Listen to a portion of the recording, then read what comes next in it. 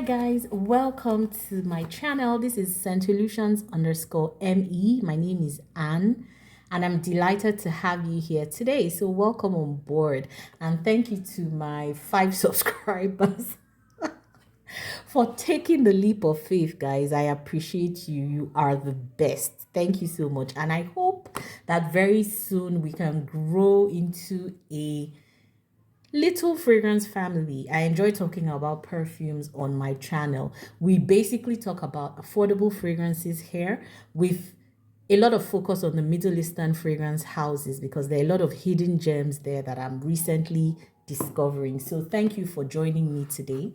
Today I'll be talking about one that I have been enjoying for a bit, and the name is Armaf Eternia Woman. That's what the bottle looks like. This is what the pack looks like. Really, really pretty.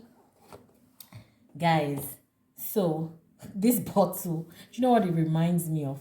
It reminds me of the women, the fashion in the 80s and 90s with, like huge shoulder pads. That's what this bottle reminds me of. It's not the most aesthetically pleasing. It opens up this way like a cigarette lighter. uh let's see what the spray is like. Good spray on it anyway, but it just feels a little bit tacky. I mean, if you compare it to other mainstream bottles, but I guess we're concerned about the juice, so that's what we're going to stick with. Okay, so this is Eternia Woman by a house called Armaf. It's a Middle Eastern fragrance house. So yes, I'm of Eternia Woman. I'll start with the main accords, okay? So on Fragrantica, the main accords here, of course, vanilla, citrus, there's sweet almondy, there's powderiness, woody, there's amber, it's nutty, all of that. Now, the specific notes for this fragrance are bitter orange, orange blossom, a lemon at the opening. In the middle, you have almond, geranium, and rose. And then at the base, you have vanilla, tonka bean, and sandalwood. So that is the note structure for this fragrance. Now, this fragrance has been said to be mirroring Poison Girl by Dior. I have Poison Girl as well. And I think it's a good comparator for Poison Girl. They do have a similar scent profile, okay? But I'll describe what this is to me.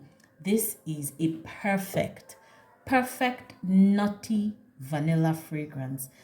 Definitely the nutty accords stand out in this one. It's a beautiful fragrance, beautiful formulation. It's just the best. When I first spray this, I get the citrusy notes, so that citrusy freshness hits me and it's very intense. It has bitter orange in it, obviously, so that kind of gives it a kick when you first spray. There's also lemon and there's orange blossom, so all that citrus in the opening definitely gives it that punchiness when you first smell, or when you first spray it rather.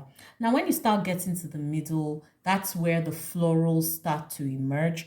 I get the almond definitely, and it feels very creamy, okay? So there's a creamy almond in the middle and the rose. I get very light hints of the rose. At the base, you then have the vanilla, the tonka, and the sandalwood. And what shines for me is the vanilla and the tonka. I also get the creaminess of the sandalwood as well. So this is a very creamy fragrance because there are many elements in this that lend to that creaminess. There's the vanilla, there's the sandalwood, and there is the almond as well. So they all work together to make this a very rich, very decadent, very creamy fragrance. And there's a balance of the sweetness and the citrus notes in the opening. They work very, very well together. So this never really crosses the boundary of being overly sweet. The citrus notes help to temper that sweetness and just add a bit of a kick to it. It's so beautiful. This fragrance feels like cashmere on my skin. I would say the only difference to me between this one and Poison Girl by Dior is the fact that Girl has this very velvety feel, even though this one too has that kind of feeling, but it's a bit more gritty than Poison Girl to me. So, and that's just because I review fragrances and I know Poison Girl, because Poison Girl for me is a love. That's one of the fragrances that I have used the most in my collection. Okay, so Eternia Woman is, if that was what they were trying to replicate, they got it right. It's a beautiful fragrance, very, very beautiful. If you don't want to spend Poison Girl money, I recommend you go for Eternia Woman, just provided you like the scent profile and the note structure. So if you're somebody who likes rich, vanillic kind of fragrances with some citrus and all of that, then this would be for you. This is very, very wearable in cold weather. This also lasts very long on my clothes and very long on my skin. On my clothes, it gives me about 8 to 10 hours. On my skin, it gives me 4 to 6 hours. But then again, I would have to have sprayed it generously for it to give me that 4 to 6. If I spray lightly, it gives me about 2-3 hours on skin. But on clothes, you're going to get pretty much over 8 hours depending on the weather and stuff like that. So for me, this is great value for money. It's fantastic, beautiful, good quality.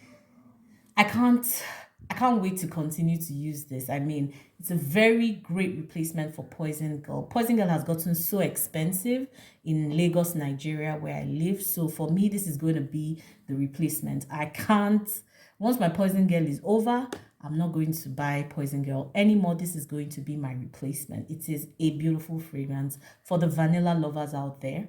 Please get your hands on this if you can and let me know what you think. So if you have this perfume, you've tried it before, please let me know what you think in the comments. Or if you just want to speak about it and give your own perspective, please let me know. Thank you so much for watching till this point. Until I see you again on another video, enjoy the rest of your day or night. Bye guys.